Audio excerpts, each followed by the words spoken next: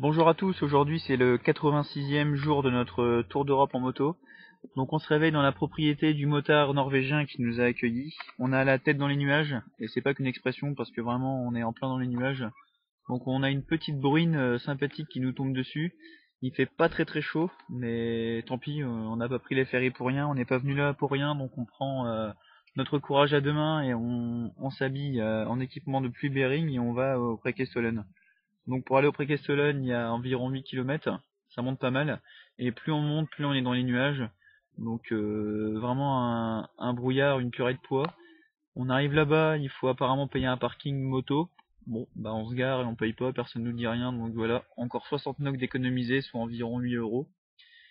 Et bon, on enlève un peu quand même le pantalon de pluie Bering parce qu'il risque de faire chaud à monter.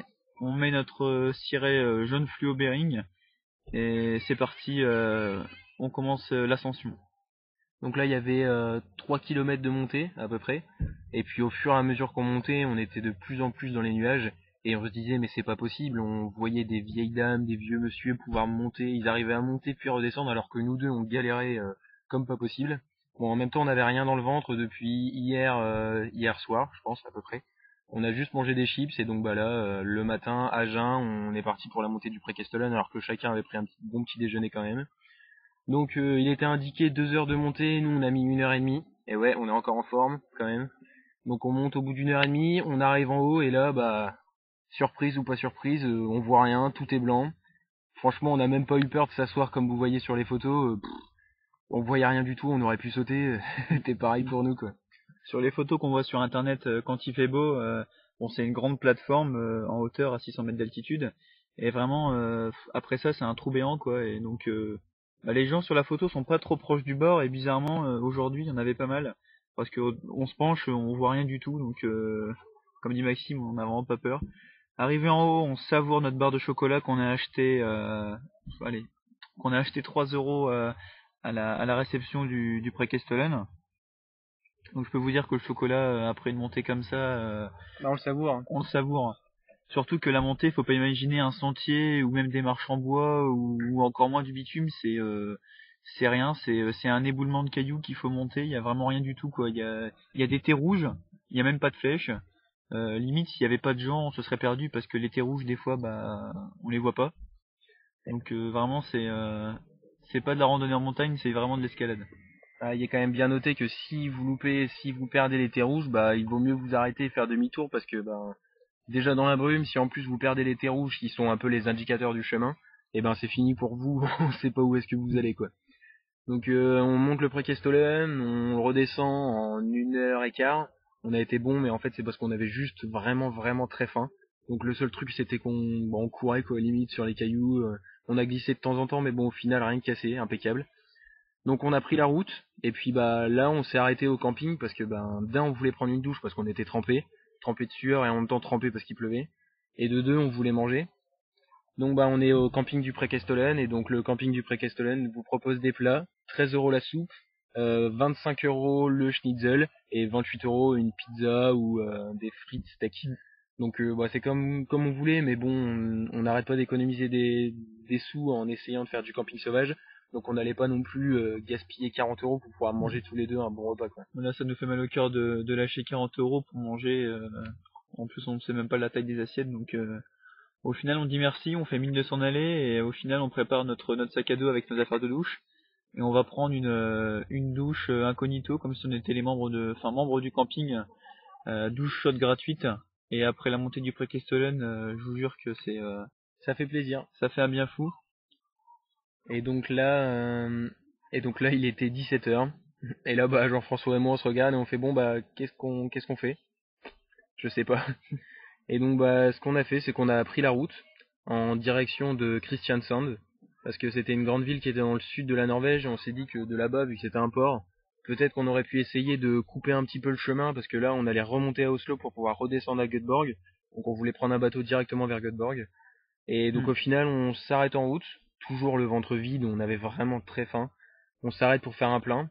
Et là, on trouve vraiment le restaurant rêvé, avec les assiettes rêvées pas chères. On était dans un restaurant de cow-boy et tous les deux, on était aux anges, quoi. Rien que le pain qu'ils nous ont servi, qui était tout chaud. bah on fermait les yeux pour le manger tellement on était content de manger ça, quoi. Les serveurs et les cuistots, je pense qu'ils avaient jamais vu deux jeunes prendre en photo leur plat. À mon avis, ils ont pas pu imaginer le bien fou que ça nous faisait de manger leur pain et leur poulet frites ou leur pizza pour Maxime. Vraiment, c'était génial. En plus, les prix étaient plus que raisonnables, donc on était content d'avoir trouvé un restaurant pas cher, quoi. Enfin, c'est 23 € le plat, hein. Chez nous ça nous paraît cher, mais bon en Norvège c'est pas mal, quoi. En Norvège, c'est un bon prix, ouais. Donc à Stavanger, on avait pris les renseignements pour aller voir les deux trucs les plus touristiques, enfin les plus représentatifs de la région d'ici. Autrement dit, le Preikestolen qu'on vient d'escalader et le Gjirag, qui est en fait un gros rocher coincé entre deux falaises. Et l'avantage du resto où on est en train de manger, c'est qu'il est vraiment sur la route où on peut décider de prendre à gauche ou à droite. Donc soit on évite le Gjirag ou soit on le prend. Au final, payer 70 € par personne pour un bateau pour aller voir un caillou coincé entre deux falaises, ça nous fait un peu mal au cœur. Donc tant pis, on décide de prendre la route 45 et de couper à travers les terres pour rejoindre Oslo. Donc on roule, toujours sous la pluie, le brouillard, le vent et vraiment le froid parce que là il faisait vraiment pas chaud. Et au final, on arrive et on voit un panneau écrit Gjirag 40 km. Et donc là on se dit, on savait qu'il y avait une route, soit on y accède en bateau, soit on peut y accéder par la route. Donc on s'est dit bon bah Bon, on était content, on avait économisé 70 €. Et donc là en route pour la ville de Lissabon, et puis bah on savait que le Gjirag était sur la route. Donc on est parti et là bah on parlait de purée de pois tout à l'heure, mais là vous pouvez même pas imaginer, c'était à 3 mètres devant nous, on voyait rien, mais rien du tout du tout. Là si on faisait une erreur de manipulation de la moto, bah on tombait dans un ravin sur le côté, ou on shootait des vaches ou des brebis, enfin il y avait vraiment un peu de tout partout, quoi. Donc bah on a continué sur la route, au bout de 1 heure de route, en fait on avait fait même pas 20 km et puis on avançait pas, on savait pas où on allait. On a trouvé un parking, et justement c'était le parking du Gjirag, donc c'est là où les gens se garent pour pouvoir faire l'ascension jusqu'au caillou. Donc on était vraiment content d'avoir trouvé parce que on savait vraiment pas du tout où on allait. Entre le Lisbotn et le Gjirag, on savait pas si on était sur le bon chemin, etc. En plus la route se termine dans l'eau, donc bah, si on arrivait face à l'eau sans avoir rien trouvé, bah on était un peu dégoûté. Et au final, on tombe donc comme a dit Maxime sur le parking du Gjirag. Ça y est, on est arrivé. Il est 23 h, c'est même pas la peine de penser à l'escalader maintenant. Et là on cherche où dormir, la tente est trempée, et franchement à l'intérieur ça sent pas très bon vu que ça fait maintenant 4 jours qu'elle est noyée. Nous on a froid, on est trempé, et au final les toilettes bah, Du parking. ouais, du parking de la réception on va dire sont ouverts. Donc un toilette handicapé, un toilette femme, un toilette homme. À l'intérieur il fait chaud, c'est assez propre. Ouais, ça sent un petit peu le pipi, mais sinon ça passe encore, on va dire. C'est assez propre. Et donc bah on en a fait notre chambre pour la nuit. On s'est assis, on a gonflé le matelas qui était encore un peu trempé, mais bon vu qu'il faisait chaud, au bout d'une demi-heure il était sec. Donc en fait on s'est mis là, on a gonflé le matelas et puis on a dormi à côté des urinoirs, des toilettes, des balais, des douches, etc. Donc bah voilà, bah c'était la première fois qu'on dormait au chaud depuis 5 jours, on était content, mais bon au final ça sentait pas très bon, quoi. Le local à balai, on l'a investi en tant que lingerie. Donc comme il y avait la chaudière juste à côté, on y a fait sécher tout notre linge. On a barricadé la porte avec les balais qu'on a trouvés dans ce local.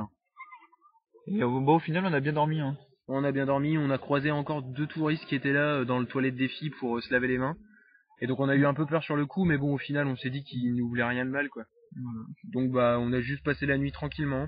On s'est réveillé quand même à 6 heures du matin. Parce que bah on s'était dit allez on met les réveils à 6 heures, parce que bah si les gens de la réception arrivent et trouvent des mecs en train de dormir dans leur toilette, ils vont quand même halluciner. Donc bah le réveil est mis pour 6 heures et puis on verra si on se réveille ou pas, quoi. Voilà, on verra si on se réveille. En tout cas, on va essayer de pas trop avoir peur parce que sur la porte d'entrée des toilettes, il y a un hublot et on se dit que si quelqu'un dépasse la tête, on va vraiment flipper. Donc on regarde pas la porte, on ferme les yeux et on s'endort. De toute façon, la porte est barricadée et l'alarme est mise sur les motos. Il devrait rien nous arriver. Bonne nuit à tous.